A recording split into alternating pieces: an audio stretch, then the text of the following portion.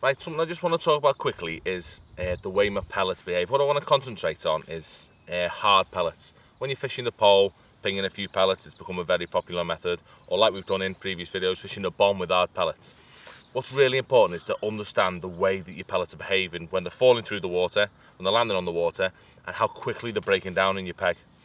So depending on how you're fishing, breaking down pellets can be a big issue. And if you're feeding pellets and they're breaking down and becoming almost a ground bait, a mush very, very quickly, then that's what the fish are going to feed on, which in turn will stop them picking out your hard pellet hook bait, which is the only way of presenting that bait on the hook. So what I like to do to change my pellets, generally, we all get the same sort of pellets. In this case, these are just 6mm, they're just bag and coarse pellets, plain normal coarse pellets that we get from most fisheries and all the bait suppliers sell. What I find that with these pellets is that they're great for fishing shallow because they sink nice and slowly, but the issue is they do break down, as a rule, generally within 2 or 3 minutes that they've gone really soft and they're ready to break down into that mush that I was talking about.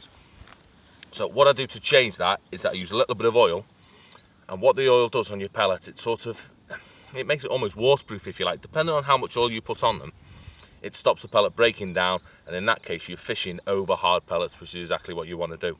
What I do to my pellets, it's not just a case of putting oil on them just before you're going to fish.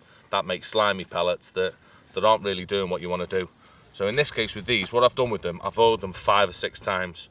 So I generally start a couple of weeks before I'm going to use the pellets, and I'll just give them a little coating. I'll show you what I'm going to do with these. I give them a little tiny coating. All I want to do is make the pellets shiny.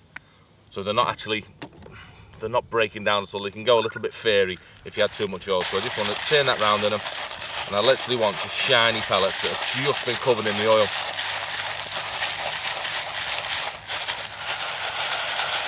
That'll be about right.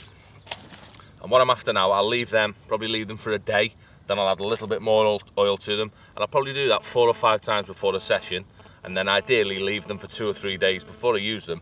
And what you end up with is a very dry pellet. So it's nice and dark, and what you've almost created is a high oil trout pellet sort of thing, but without all the dodgy stuff that trout pellets have in them. So these pellets, they allow me to feed, they'll sink a lot quicker.